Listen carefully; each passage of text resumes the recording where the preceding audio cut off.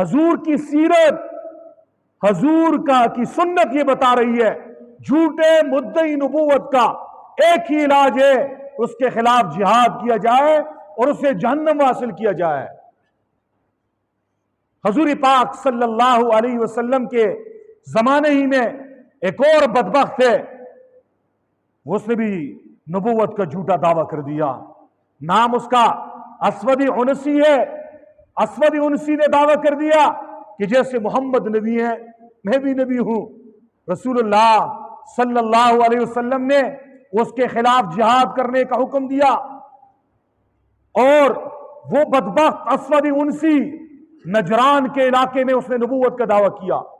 بڑا جادوگر تھا، بڑا شعبدے باز تھا، بڑا مکار تھا، اپنے جادو کے ذریعے، اپنے منتر کے ذریعے، اپنی شعبدہ بازی کے ذریعے عجیب عجیب حرکتیں کرتا تھا۔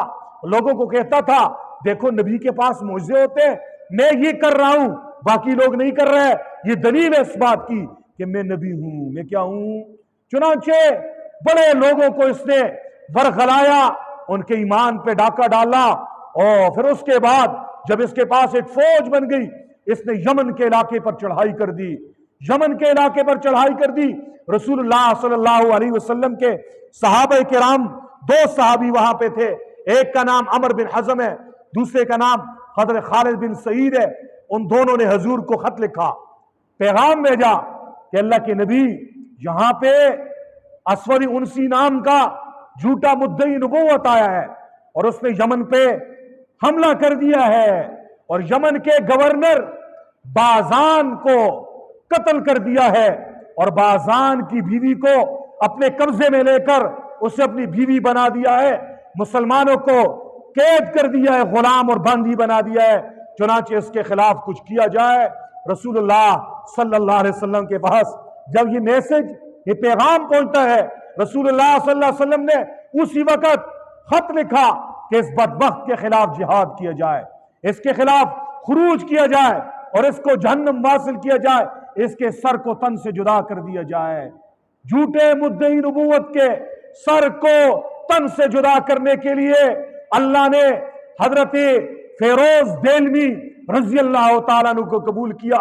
حضرت فیروز دہلوی یہ وہ صحابی ہیں جن کی چچزاد بہن جو یمن کے بادشاہ کی بیوی تھی، اس کو اسود عنسی نے قید کر کے باندھی بنا کر اپنی بیوی بنا دیا، اور اس کے اوپر جو ظلم کیا کرتا تھا۔